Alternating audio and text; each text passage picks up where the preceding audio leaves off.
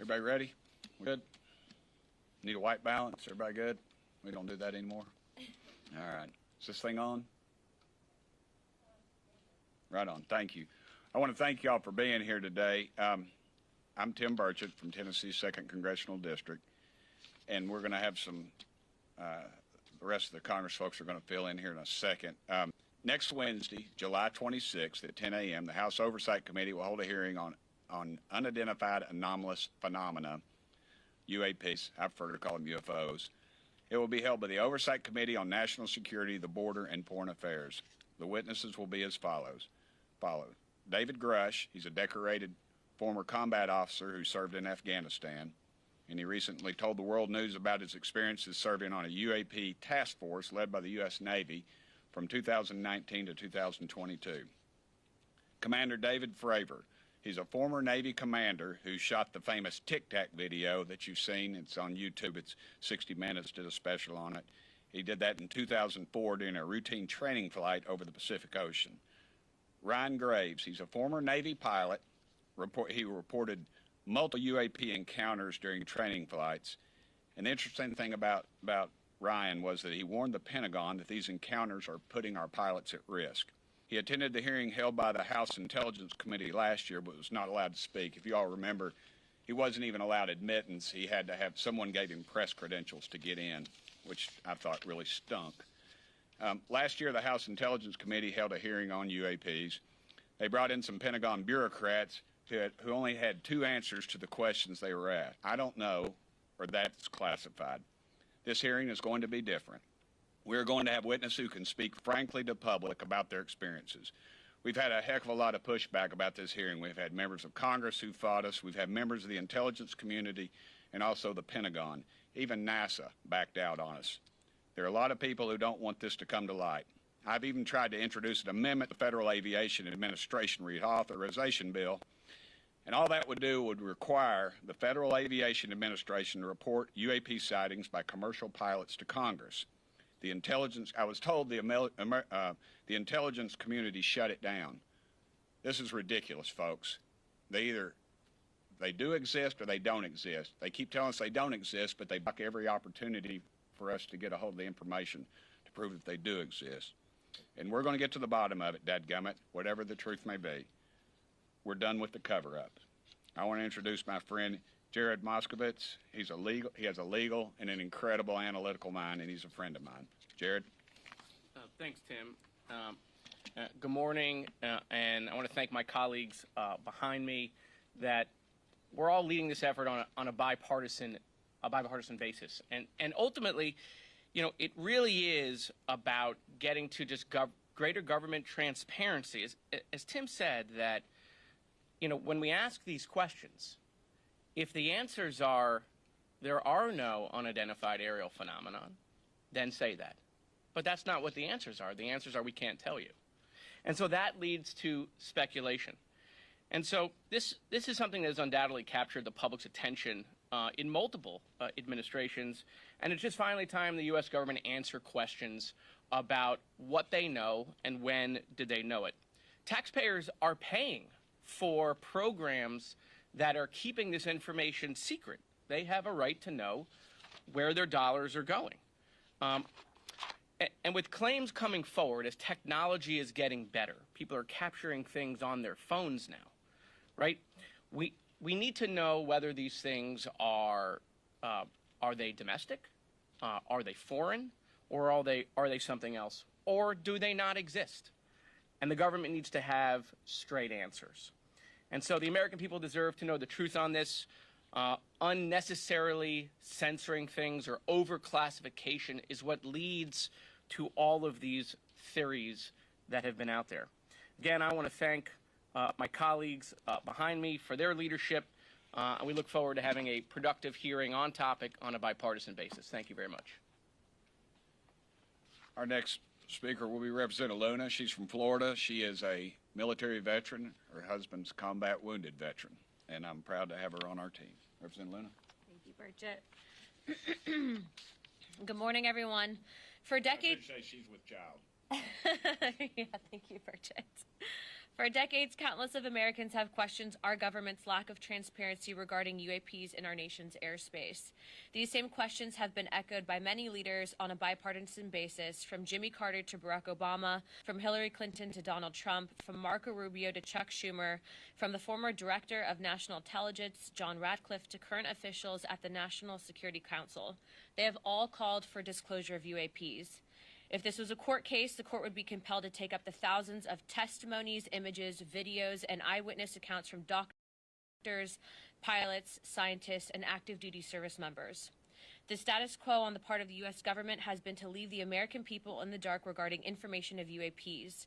They refuse to answer questions posed by whistleblowers, avoiding the concerns of Americans, and acknowledging that the possible threat of UAP poses to our national security as well as public safety. It is extremely unnecessary and an overclassification.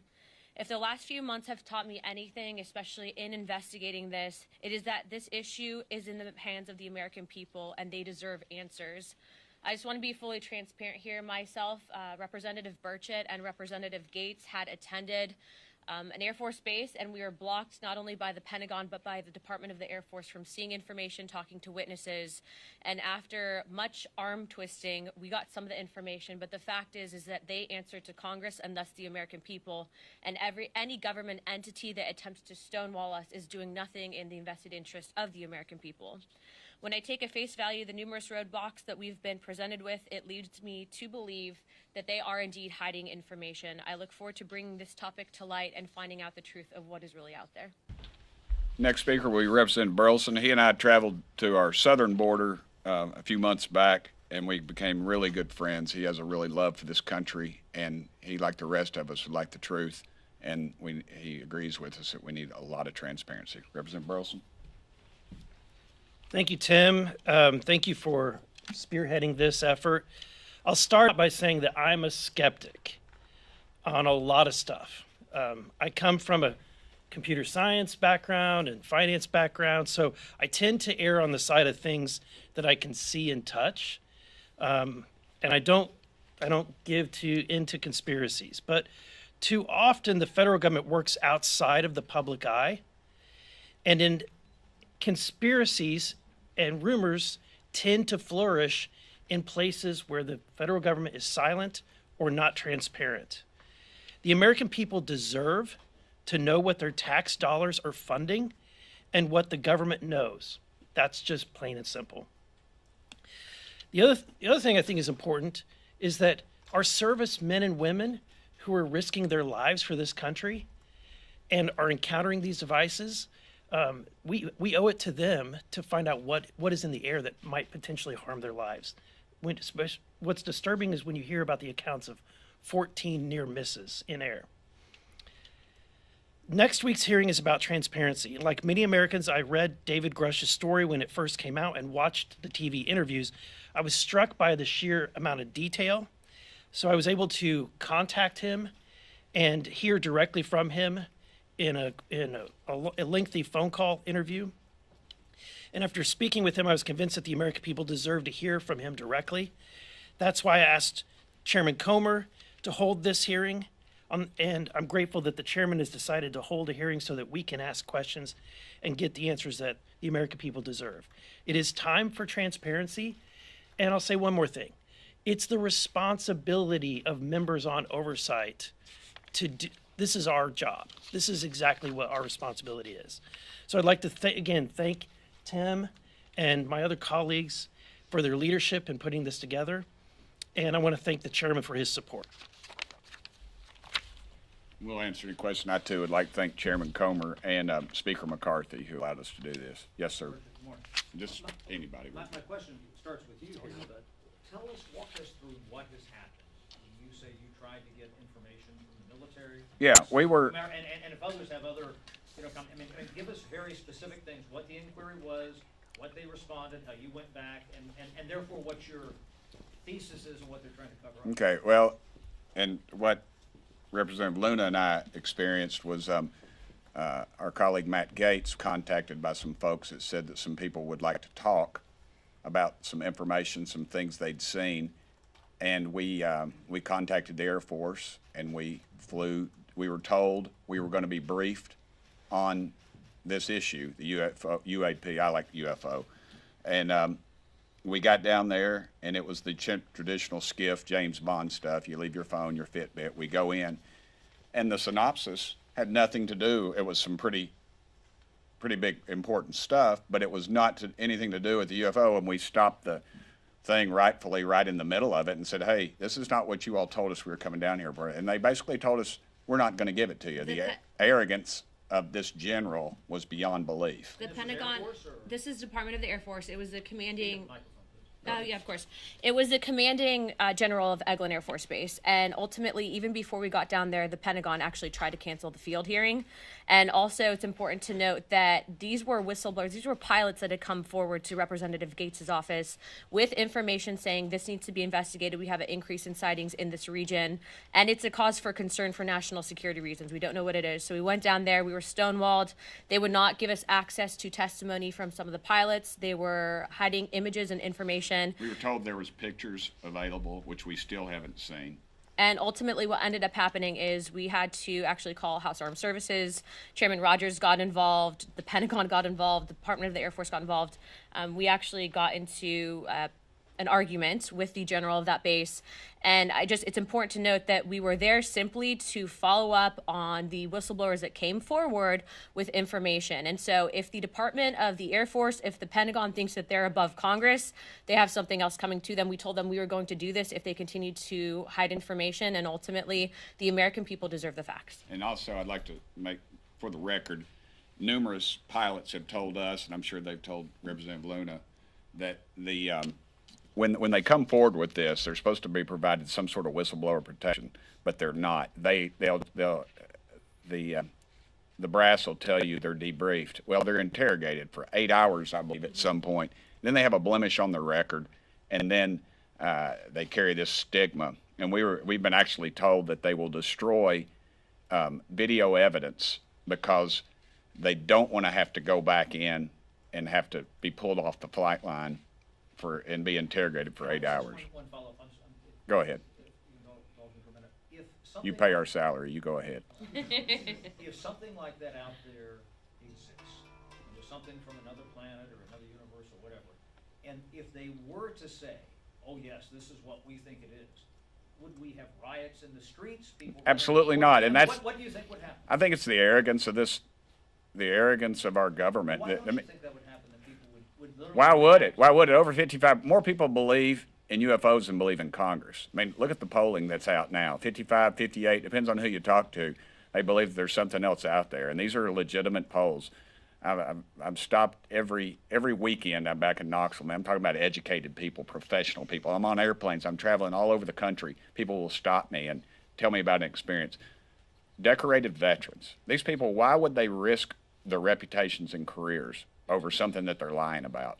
It's too big right now, and I don't believe they can keep their thumb in the dam too much longer because people are coming forward at too rapid of a rate. Yes, sir. Thanks, Tim. Is this issue important because, I mean, Congresswoman Lewis said national security, is this because like these UFOs or UAPs could be coming from China or another adversary? And second, you mentioned an amendment that didn't make it into the FAA reauthorization. So you said the Intel community block, did they go to, like what was behind that? Did they go to the Rules Committee and say, no, do not put this amendment in the FAA reauthorization? Right. I'll answer the last one first. It's a question. We're not really sure. I was told the intelligence community blocked it, and then I was told that the intelligence committee blocked it. And it depends on who you talk to. I think that's your all's jobs as reporters to find out what the hell's going on with this stuff, because y'all need to start asking tough questions, and you need to start looking at people's financial disclosures as well, because the groups that probably have control of this obviously are well heeled in this. And your first question was if China or Russia. If Russia owned it, they wouldn't be battling in Ukraine. It'd be over. Putin's ego, it wouldn't have happened. China, they would control us. Even they pretty much do now, but even more so. So that goes back to my original premise. It's either something that's extraterrestrial or something that we have in our skunk works that we are reverse engineering. Because with this technology, when you see the Tic Tac videos and listen to the pilots, it defies all of our laws of physics. The human body would not be able to withstand the pressure from this thing. It's beyond belief, and some other stuff. And that's why I wish they would release everything that I've seen, because the American public would say, why are you covering this up? I guess you could say, why are they still covering up Kennedy, the Kennedy assassination? There's nothing there. I mean, it's been over 50 years. Everybody's dead. This is about power. It's about control. It's about money. It's about greed and corruption. And that's what runs this country right now, and that's a disgrace. Yeah, Tim, can I add something Sorry, to that? Jerry. Go ahead. So, again, I think the overarching question that we're really asking is, why are they overclassifying this, and why aren't they being transparent? You know, and it's about reasserting, I should say, Congress's role in all of this. I mean, to Tim's point, I mean, the United States Congress passed a law on the JFK assassination. That information under that law is now supposed to be available, and yet president after president both parties, right, violates that law and extends the information. To his point, why? And that's really what's happening here. We're interested in the why.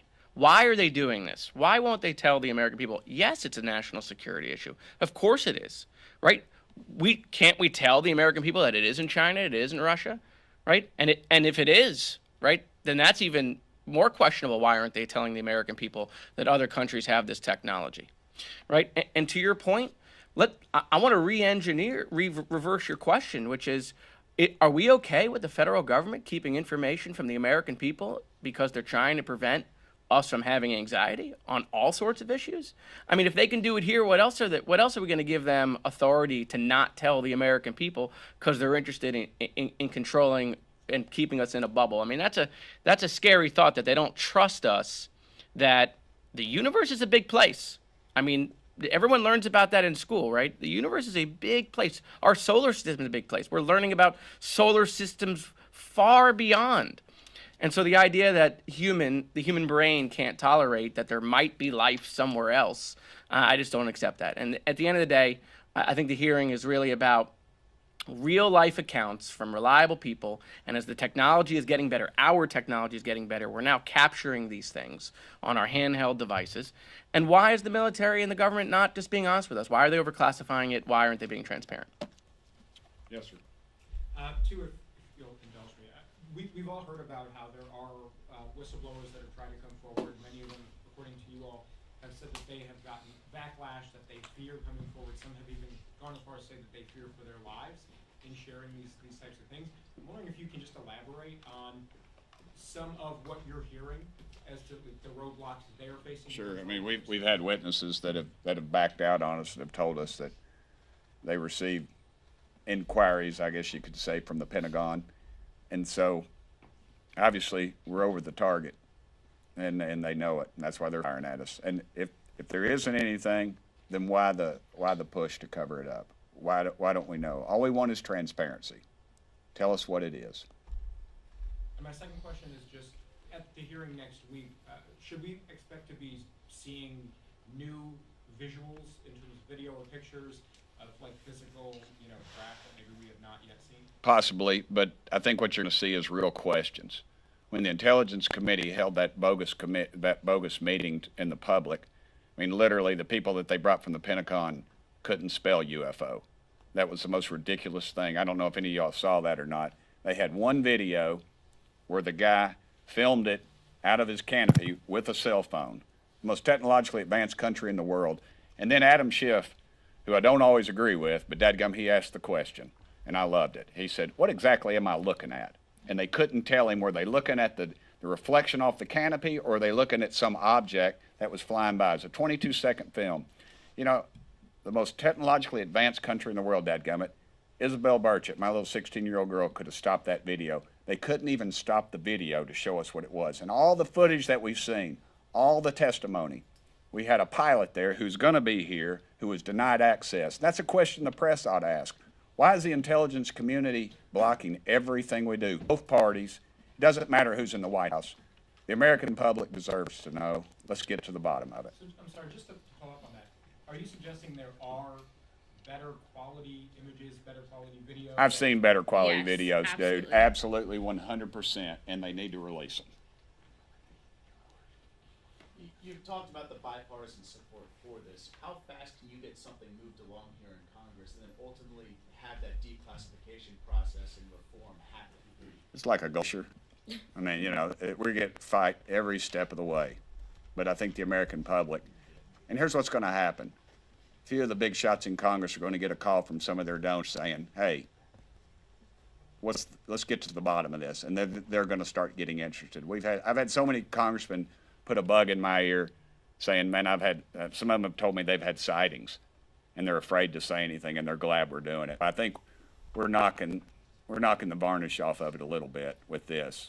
Do I think, you know, we're not going to bring you in a saucer or a little green man. That's not what it's going to be about. And I know y'all, every time you play this interview with one of us, you play the theme from X-Files. I get it. But the reality is the American public deserves to know. And you better be careful about a government that doesn't trust its people, because there's no telling what they'll pull on you. Sure, Jerry could say that a lot more eloquently, but I did earlier. yeah. But I want to give Tim a lot of credit going back to some of your questions, which is this is a really simple hearing. It's about oversight. And I'm a really simple guy. Is that what you're getting ready to say? No, I wasn't going there. But it was really hard for him to get this scheduled. It was hard for him to get it scheduled. It was hard for Congressman to get it scheduled. It was hard to get a room. It was hard to get staff on board. It was hard to get approval. Every single step that they had to go through to make this hearing happen next week, the witnesses, they were stonewalled, and they had to push and push and push. Again, if there's nothing to talk about, why was it so difficult? And that, again, is what breeds these theories and these concerns. And so I think the best thing that can happen, quite frankly, just to end this whole debate is just like, let's hear the testimony and let the government come forward and figure out what they have and share it with the American people. Anybody else? Yes, ma'am. Can I just clarify, do you expect next week's hearing is the start of a series of hearings you guys are gonna be allowed to have, or do you think this is like your one shot? I think that it's probably going to be the start. What Representative Burchett, myself, and my colleagues behind me have realized is that ultimately, as elected members and being assigned to House oversight and accountability, we can conduct field hearings. And if we continue to get stonewalled, if we smell that they're giving us a bunch of BS, we are going to do the field hearings directly at those locations. And we're going to open it up to the press, because full transparency really is what we need in this situation. And ultimately, to piggyback off of what all my colleagues have said, the military, the Pentagon, the intelligence agency, they answer to the people and thus Congress. And so we are going to hold them accountable. Everybody good?